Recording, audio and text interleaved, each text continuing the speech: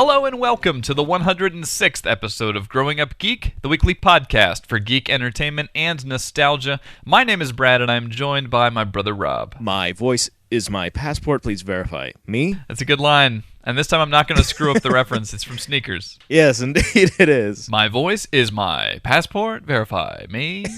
Yeah. You have to have the upward, question mark, me. Yeah. It's so...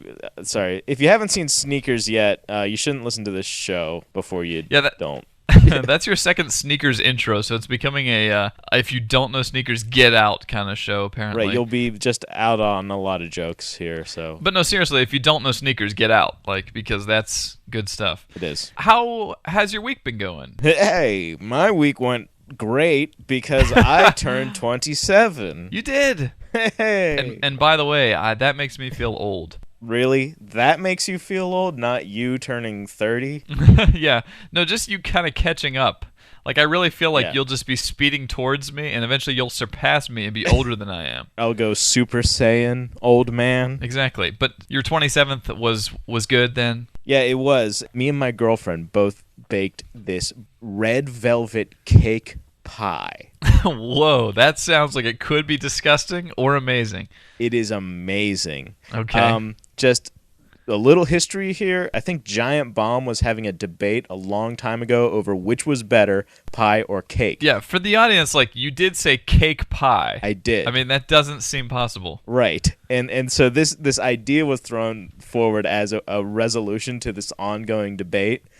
And Right. so we said, well, let's give it a try. It's my birthday. So we went out, we bought Betty Crocker red velvet cake mix, which red velvet cake is awesome. If you haven't tried it yet, do. Yeah. And then we got a pre-made graham cracker crust pie tin thing. Okay. Mixed up the batter. We poured it into the pie crust, put it in the oven for about 40 minutes. It was amazing. Really? This is surprising to me. So it's kind of like a cake inside of a pie crust? Yeah. And that's not a shocking combination of textures? It's not at all. I think that I've just come up with the thing that I will be my specialty when I bring it to parties, and everybody will be like, "Oh, what is this?" And I'm like, I was going to say, are you the father of this? It's a cake did you pie. Yeah. Holy crap. Breaking news. Forget the rest of the show. Cake pie discovered. Exactly. And in Philly. Put some cream cheese icing on the top, which just Oh, yeah. Cake pie. That was my birthday. And you, Yes. I hear, had rumblings with the nerd herd. In a sense, yeah. The Geek Squad. I mean, Yeah. on this show, we both admit that we're geeks, but these poor suckers. That's all I have to say. You worked in electronic retail. Yep. You know the ins and outs. You have to say the company line. And we all know a real computer geek, and I think they are, a lot of them, doesn't say the things that these people say. If you ask a computer geek if you have dead pixels, which is the situation I was in, my wife got a new laptop, dead pixels, taking it back. They're like, well, I don't know. I don't see the dead pixels. Are you sure they're there? Trying to convince me that they're not. And then turn it on and, well, you should be able to see them when the screen is black. Well, according to the research I did, there's different colors of dead pixels, so I knew that wasn't right. Yeah. And I'm just like, oh, poor suckers, to have to say the company thing to try to save the company money when a real computer nerd would be like, dude, I'm going to get to the bottom of this. I'm going to Google this. Don't waste your money on this. I mean, oh, God, the thing about selling you a pack to install something, no way would a real computer geek ever say that. Right. Yeah. Did they try and sell you on paying for a diagnostic? No, it was so pointless because I had bought the computer a day before. It was still under. Oh man, it was returned. Yeah, it was returnable. It wasn't even... Yeah, so they were like, "Are you sure there's dead pixels? I can't find them." And it's like, what are we doing? Why are we having this dance? That person you were talking to might not have been an actual technician. They weren't. Yeah, they weren't. But they were like, let Geek Squad make a determination. Yeah, usually the people who know that information are put Right. to work in a back room, with all of the actual problems. But then they have Right. somebody who's kind of modestly trained, more or less just a cashier, just who Right. it's his time on the rotation to stand there and just take people's angry orders.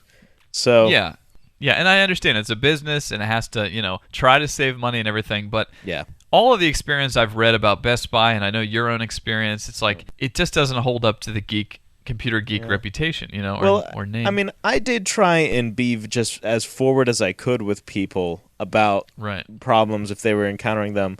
Firstly, that you might end up spending a lot of money if something isn't right, or with returns, you might find that you're having that same problem over and over again. I had a lady try and return a mouse because the scroll wheel wasn't clicky, or it was clicky, but she liked it whenever it would like go real smooth. This was one of these Logitech MX mice, and I didn't know this, but here's the thing. On the bottom is a switch to change that texture. Oh, cool. And so she didn't realize this, and she wanted to return it and get another one because she believed the newer one would have the thing. It's like if she would just flip it over and hit the switch, then save herself the trip to the store. Yeah, exactly. I did like the feeling of working magic in front of people and be like, watch me enable your Wi-Fi, and now magically the internet happens. Yeah, but I just felt bad, and I wanted to just sort of give a shout out to the poor nerds working behind there, because I'm sure that in their own head they're like, God, this is so easy to do. I would never do this.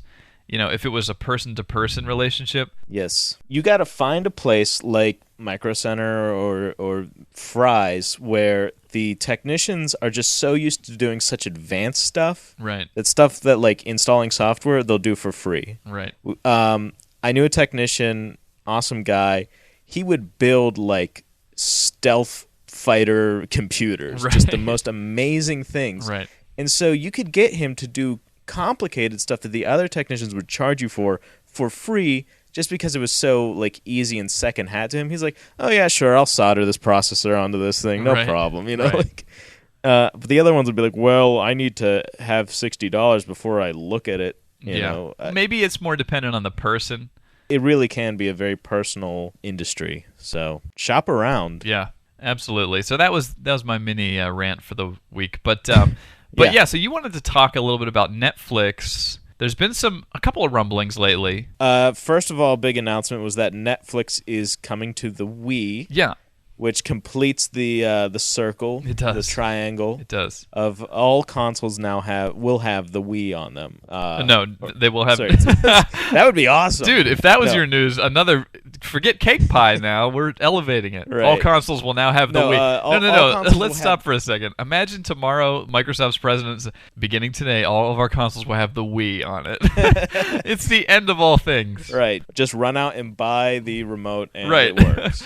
They've found a way to destroy the competition by including it with their console. Exactly. Absorbing it. Gosh, that would be the only thing scarier than seeing like Sonic on a Nintendo system. Would be a Nintendo system inside a Microsoft system.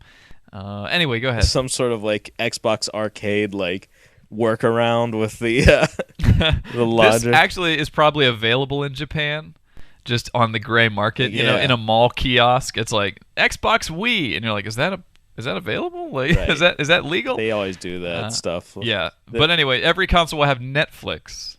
Yeah, every console now has Netflix, a way to get it. Xbox still, because of like an exclusive thing they worked out, will be the only one that you can download Netflix and watch it without inserting any kind of disc. So this is like the PS3. You have to order a disc in the mail and put it into your console in order to run. Which works really well, by the way. My friend Dan has that.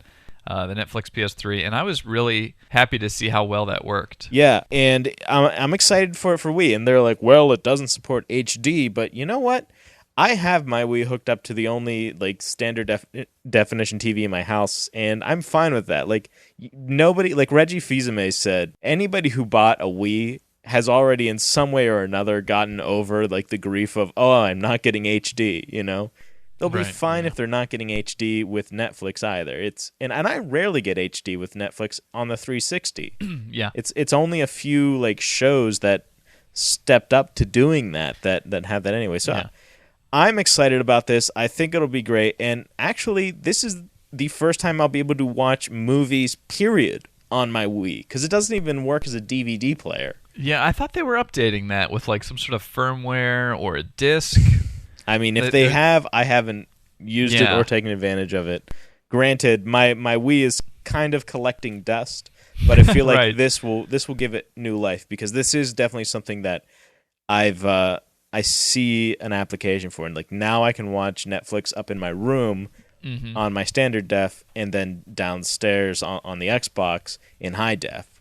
Right. And in addition to that, Netflix recently announced that Warner Brothers movies are going to take 28 more days to arrive than other non-Warner Brothers movies. Right. There's going to be a hold, basically, put on their movies. This really made me upset, and this is older news, but on the same subject.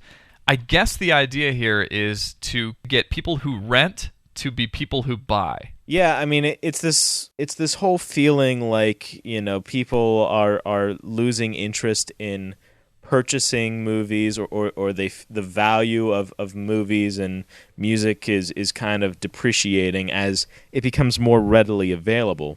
So what they're doing is they're manufacturing sort of a rarity or like a benefit to buying the movie. And by adhering to this, now Netflix is able to get a lot more of Warner Brothers like back catalog and all this stuff with Warner Brothers. This is, by the way, this is strictly new releases. Mm-hmm. But I can see the strategy in it. I can see kind of where that need comes in. I mean, movies still cost millions of dollars to make. Well, yeah, but look, I really think that the buying audience and the renting audience are separated. Like, I don't think that a renter is going to buy a movie because they're expensive. I mean, that's the reason why people rent. Well, sure, but I guess I could see, like, you were saying you were at Blockbuster and there was, like, a movie that was, like, $1, and you could have bought it, but you said, no, I'll just get it on Instant Stream. You know? It wasn't a matter of price for me as much as, I don't know, convenience? Yeah. I don't know. I don't think these two audiences will merge together just because you delay it. You know what I mean? Because there's still going to be, unfortunately, plenty of other studios available on Netflix who won't delay their movies, and people will just end up renting those. Yeah, but honestly, I'd rather this than Netflix hike their prices or anything like that. I've been being disgusted by the stuff going on with the cable wars right now. Like, I was over at my girlfriend's parents' house this weekend, and they didn't have Food Network anymore because the company that owns them wanted, like, a penny more per subscriber, and that would trickle down to charging subscribers more, and it was just, like, this whole mess. Yeah, you know what's fun? What's funny? We've been losing channels on our upstairs television because it's an older TV and it only goes up to 100. So anything over 100 we don't have anymore, and that includes like Adult Swim. It'll restructure from time to time where a channel will get a new number, and it's like, Amber will tell me we don't have Adult Swim upstairs anymore, just upstairs. Yeah, but that's a different thing. I mean, that's... No, I know. I just on the subject. I really think that there are a few movies that I'm like, they're high enough quality that I want to buy them to own them. I want the special features on the DVD. Right, I buy like 4 or 5 movies a year. They're the ones that I love. Yeah. The ones that I absolutely cannot avoid owning. Everything else I rent or stream. Yeah. And like if you push me by saying, oh, it's not going to even be available, I'm not going to suddenly become a guy who can spend $30 per Blu-ray or whatever it is now, you know? Like, they're getting this deal already with me going to the theater to see a new movie that I'm interested in ahead of it being released on DVD. Right. I was going to say, I always go see new releases in the theater. Right. Because then it's available in some form. Like, that's the first time it's available. But between that and the release of the DVD, I'm rarely, like, counting the days. I'm never thinking to myself, well, it's been a while since Iron Man was in the theater, and it should be here by now. You know what? Yeah. Oh my goodness, I have to wait another month? I can't do that. I'll spend this extra money. It's like, no, I'll wait another month. Yeah, so you're saying this might not work just because people won't notice. Yeah. Like, it may just be ineffective because people won't, they'll be like, oh, it was delayed? Right, exactly. They're like, well, I guess that's the date that I can watch it now. I'm betting that they're going to see no increase because the people who know about the street date and go and buy it, I'm like a broken record here, but those people are going to stay that same group. Yeah, I guess you're right. And I wouldn't be switched in my economic situation because of a delay, you know? So I guess Netflix wins here for getting a larger Warner Brothers catalog, and Warner Brothers will see modest increases at best. And it really is a shame because Warner Brothers produced a ton of really big movies. Harry Potter is Warner Brothers, I think. There's a movie where people will count down the days, but that's ending. Right, yeah, exactly. Maybe Percy Whitmore and the Percival Olympians and the Thief of the Bandersnatch. I don't know. Right, whatever it is. Not to be confused with the movie we're trying to confuse you with. Right, exactly. It's like, you're a wizard. You're a god. Your parents were killed by Schmoldemort. Yeah. Schmoldemort. Just fill in the blanks with other words, and you have that. That may be amazing. I have no idea. But so anyway, so that's Netflix type stuff. I wanted to talk about the IMP Awards, or the Internet Movie Poster Awards. Oh, is that what that is? Yeah, that's what that is. And it happens every year, and I always get really excited about it. And I feel like I may be the only guy reading this website. I don't know. But I want to give them a shout out because being in graphic design, I love seeing the things that are done in movie posters each year and then watching this breakdown of like what was the worst, what was the best. And just to sort of blow the big one right up front, the best was Imaginarium of Dr. Parnassus, or Parnassus, which had a really sort of complex artsy poster with a woman in the center and all this amazing stuff going on. That was what they gave the best to. Okay. But I'm not as interested in that as I am sort of the more funny awards. And most of them have to do with poor photoshopping. And last year, Nicolas Cage was one of the big winners for this, for like a worst poster award, because the poster for Bangkok Dangerous has him holding his hands as if there are guns in them, and there are no guns. So you have like clearly swinging towards the camera with just empty hand with like the trigger finger out, you know? Nice. And it's like, what happened with this poster? Anyway, this year he's nominated again for Bad Lieutenant, which is a movie I did not even know existed. This time with a massive gun. Instead, it's almost like they're overcompensating for last year's mistake. A massive gun with a slightly mutated hand holding it, and in the background, Eva Mendes is photoshopped to have massive cleavage. And I know this because they showed the original image, and she's wearing this. First of all, Amber pointed out she's not even wearing this outfit in the film because it's from like a modeling photo. Oh my goodness! They just, yeah, I'm looking at it right now. Yeah, they increased her chest size by like 1,000,000%, and it's like, what are we doing? Other funny things in that sort of category are David Carradine, who unfortunately died last year, I think, with an arm basically growing out of his back. He's holding an umbrella, but there's a person standing in front of him, and the way that he's holding it, the arm is like just not possible. The Golden Do you see Boys, that with the, yeah, the umbrella. Another one, All About Steve. Is a poster in which no one is reacting to anyone. Sandra Bullock is like laughing at the sky while like Bradley Cooper stares vaguely semi in her direction, and then is it Kim Jong? I can't remember the guy's name. Is like inserted in the left, like fully photoshopped. Yeah, his proportions don't even make sense compared to everybody. Right, exactly. And then the winner for the worst was the Renee Zellweger movie called My One and Only. It's just a wreck. The tagline they said is, no one appears to have showed up to the photo shoot because this thing is like created entirely whole cloth. You've got heads of actors, but you've got like bodies of stand-in artists / alien arms. One guy's thumb looks like it's broken. Another guy is missing an arm. Like, it's just this concoction. Her dress looks like it was literally like drawn on with the line tool in like Paint Shop Pro. Right, that stuff totally happens, you know.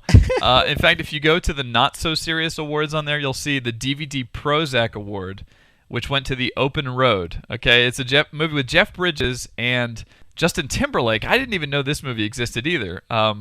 But Jeff Bridges on the cover, on the poster, was just like this grumpy current Jeff Bridges. On the DVD, they've like replaced him with like 1985 Tron Jeff Bridges smiling. So it's like the weirdest like decisions are made with these posters. I don't know why, but I had to laugh at that. Tyler Perry needs to be called out for especially gruesome stuff because his movies, you know, Medea goes to jail, all that stuff.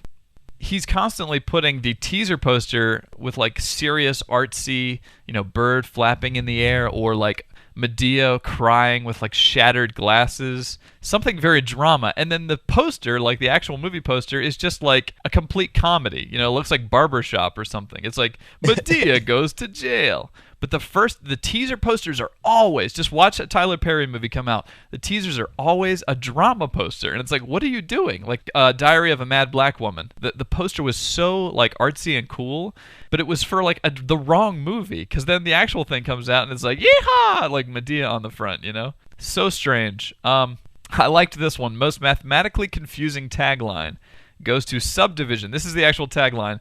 Love plus loyalty multiplied by pride divided by money equals Subdivision. What?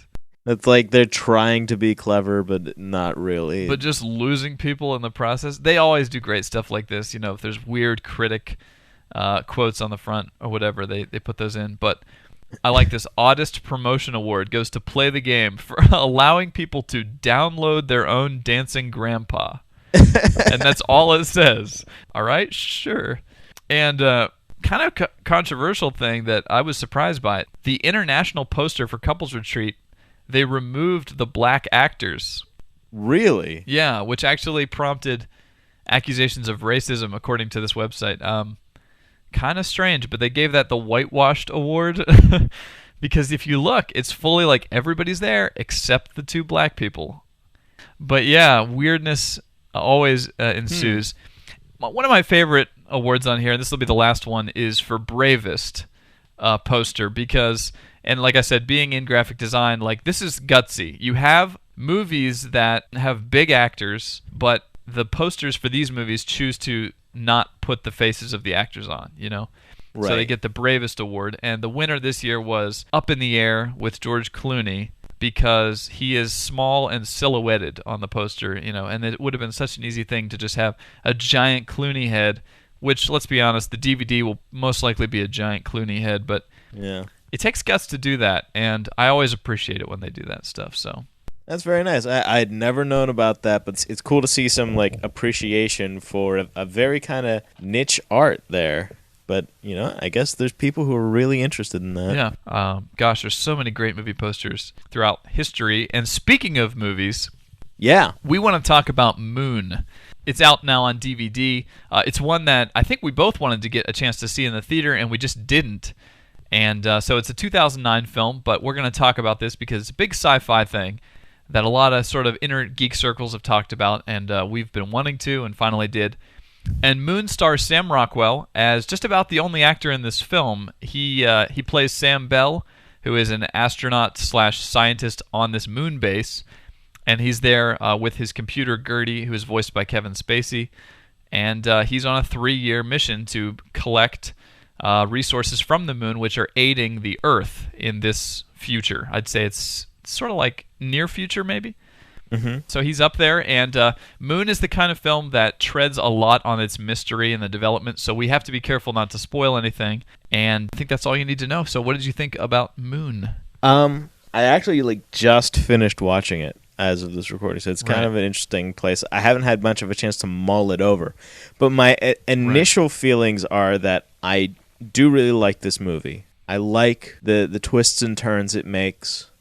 I didn't see them coming. I think they do a great job of kind of concealing how things are going to play out. Yeah, had you seen the trailer for this, by the way? No, like I went into this with almost no notion. I only knew that it was, you know, this movie that was getting a lot of interest, and also that it was an independent movie, and that it pulled off some really good special effects and fidelity despite that. Yeah, it's been a year for cheap, you know, science fiction movies that look great, apparently. Right. You know, District 9 and this, and it really does look like 2001, you know, when it's doing the space shots and stuff. In fact, you know, Gertie is sort of similar to like a Hal type character. Yeah. And it keeps that stark sort of... And I think they kind of, some of the decisions they make, I think are actually informed off of knowing that exists in pop culture, this idea of the autonomous caretaker machine, you know, and I thought that was kind of interesting. Yeah, without spoiling anything,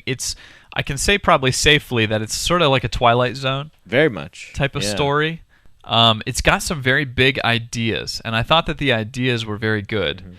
If you've ever seen Sphere, it's a science fiction movie that I really like the beginning of, but when the resolution comes about, it's just disappointing, you know.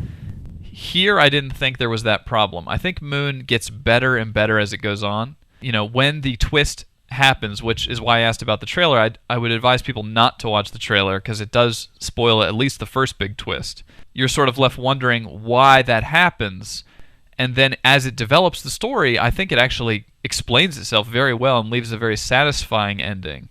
Right. I actually was all the way up till like the last minute, not even sure, right. like, well, how can this end well? Right. What? Also worth mentioning, like, I was kind of expecting this to be like a thriller or like maybe like a suspense movie or a scary movie. Mm-hmm.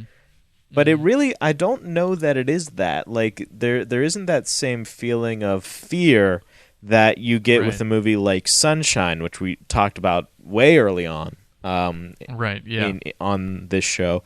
I think the best way to categorize it is, like you said, this is a mystery. This is a sci-fi mystery. It keeps ratcheting up the mystery, too. Once something is revealed, you have questions, then those questions are answered. It's what Lost should be. It's answering things, although it's much shorter than Lost. Well, yeah. And I will say Sam Rockwell has to act in an interesting manner in this film, and I can't say what that is, but the nature of his acting in this movie is a challenge. Mm-hmm. And I think that he pulled that off well. Would you say this is more challenging a role to do than Tom Hanks in Castaway? Oh, that's interesting. Yeah, because of the weight gain and all that stuff. Yeah. Yes, I do think it's more difficult, and for the reasons which I won't say, but... Yeah, I mean, I was just thinking about that, like, as far as this being a pseudo one-man show, like Kevin Spacey plays the robot voice, which I thought was awesome. And but aside from that and some communications, he's the only actor on screen. And, so this guy, like Sam Rockwell, I've always kind of thought of him just as, I don't know, like... goofy guy, side character. Yeah, or the pervert from Green Mile, like... Sure. I never thought of him as, like, a serious actor, and I think this movie just really shows, like, this guy is good, like, he's got some chops, I have a new appreciation for Sam Rockwell now as an actor. I do want to say that the movie is not a feel-good film. It gets more hopeful as the film goes on, you might say, but the concepts here, the ideas here, are sort of dark.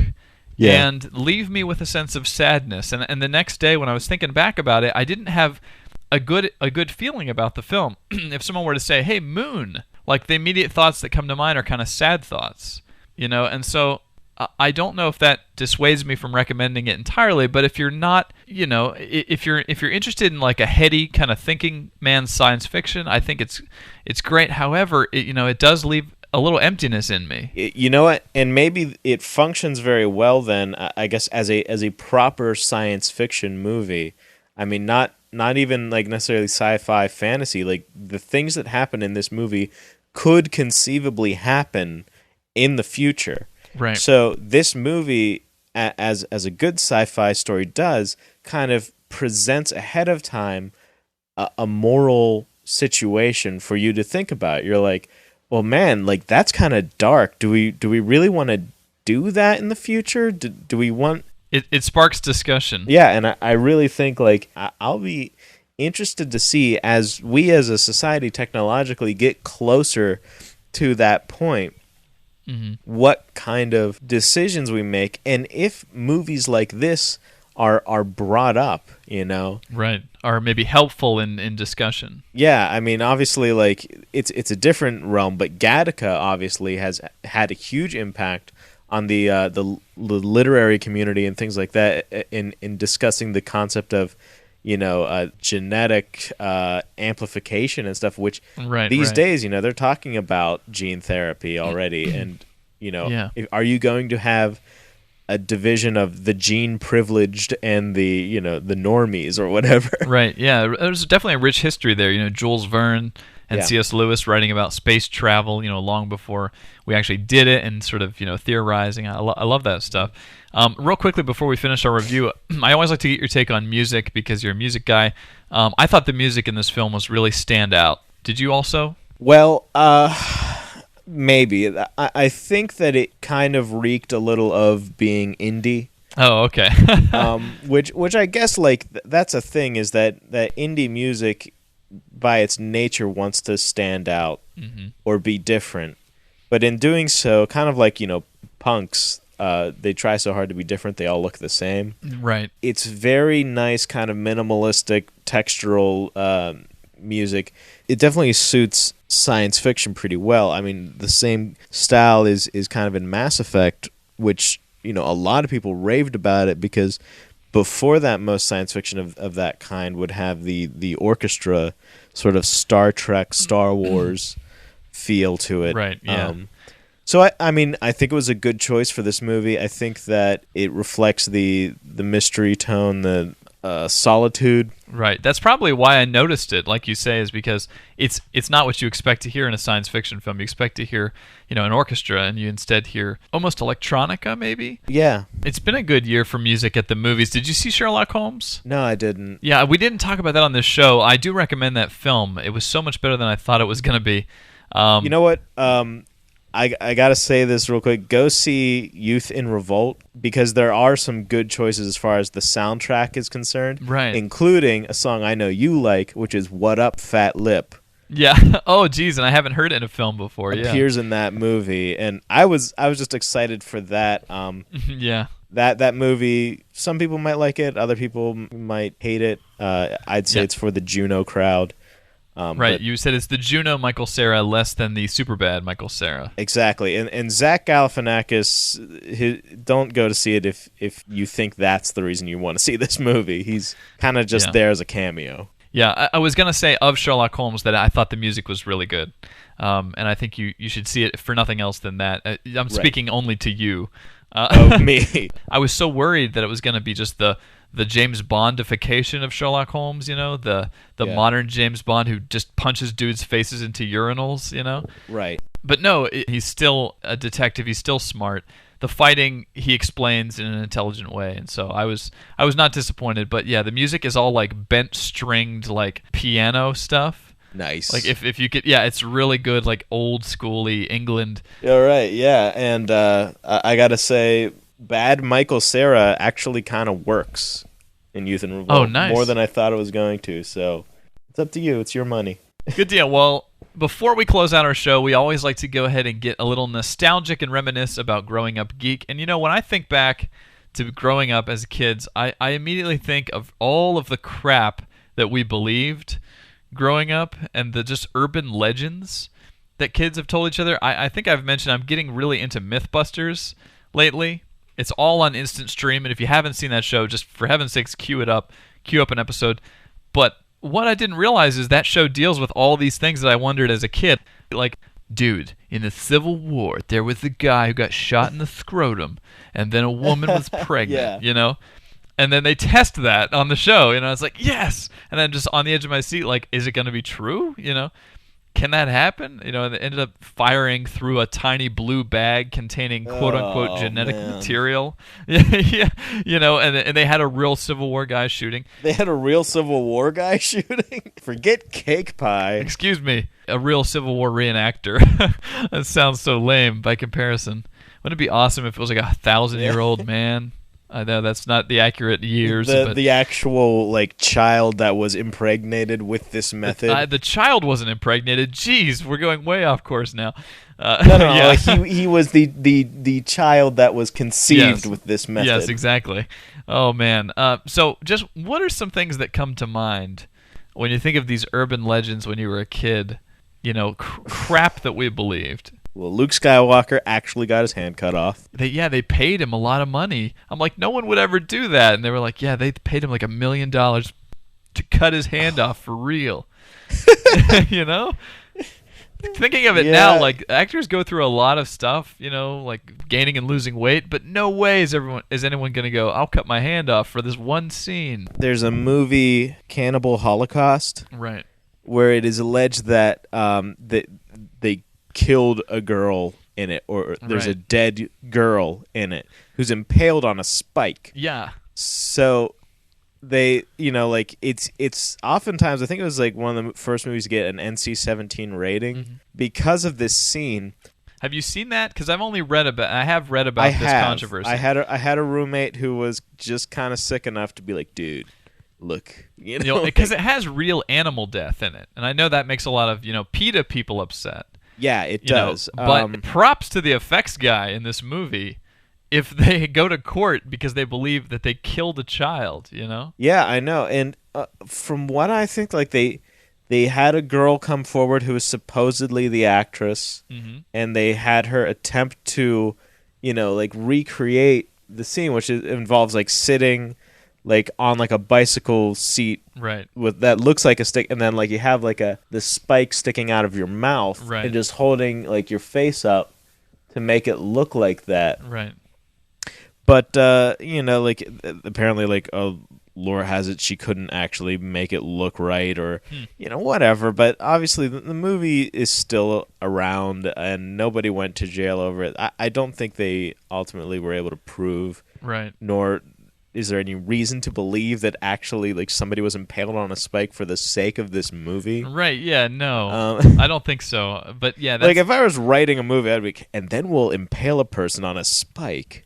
And this clearly can't go wrong. I know, and this is turning into kind of a dark conversation. That's always the nature. That's always the nature of these things, and what makes them so alluring is they are this kind of like you speak in hushed tone about it. Speaking of that genetic material that was fired on Mythbusters, there was a debate among some of my friends about what color that would be, since none of us had actually experienced it yet. And one kid said it was black and red.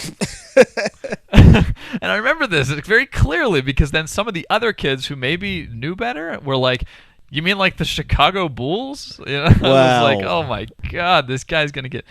Another kid told me that like a guy could get pregnant if another guy touched him in the butt. This is like that kind of stuff. I think everything ended in "that means you're gay." If you have an earring on that side, that means you're gay. I love David Letterman. He was like, well, apparently, if you check the length of your thumb to your forefinger, there's a way you can measure. Or you know what else is a good indicator? If you're sleeping with men. Yeah, exactly. Always a surefire sign that you're gay.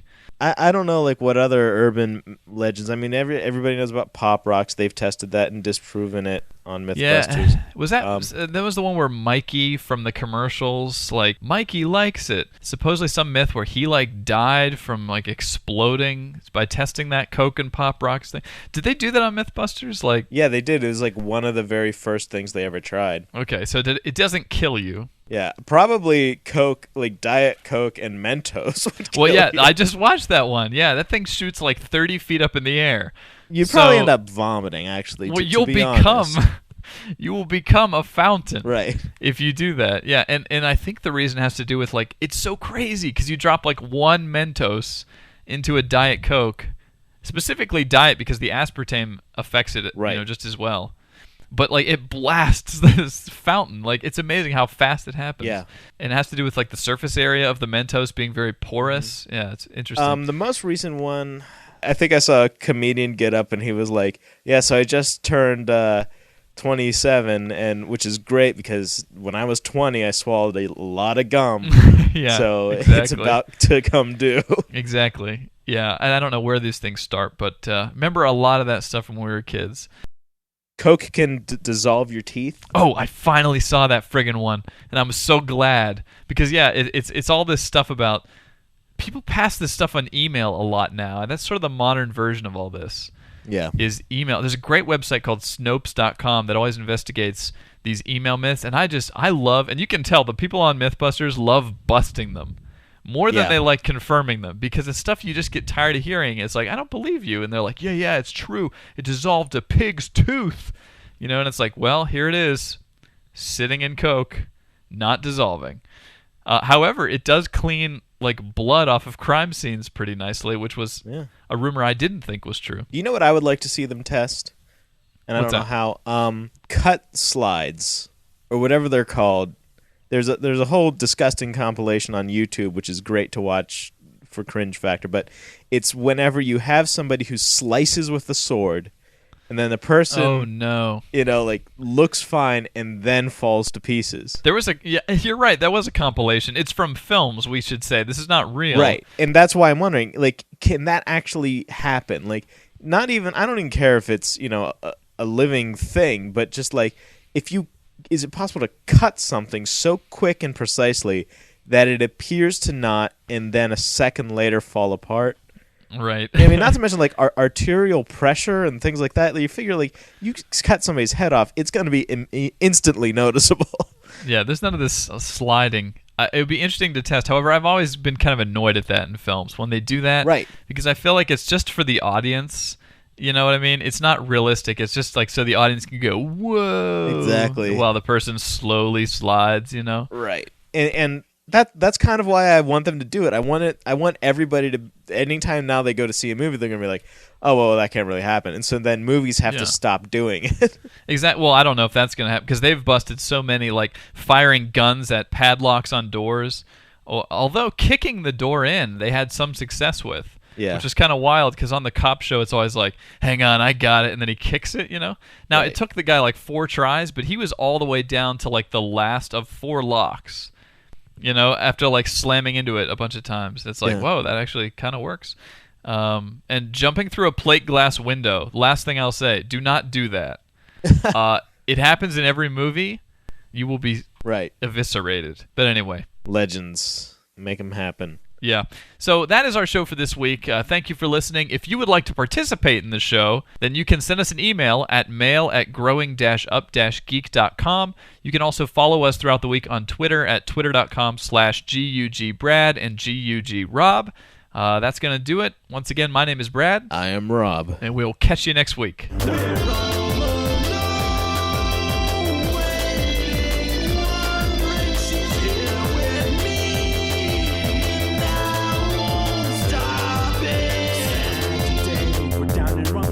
And I know that this cannot last forever. But she's the one, at least she is right now. As we raise a glass and toast just for tonight. Well, she's unpredictable, but then that's half the fun. Code words and elaborate paths to stay safe, and you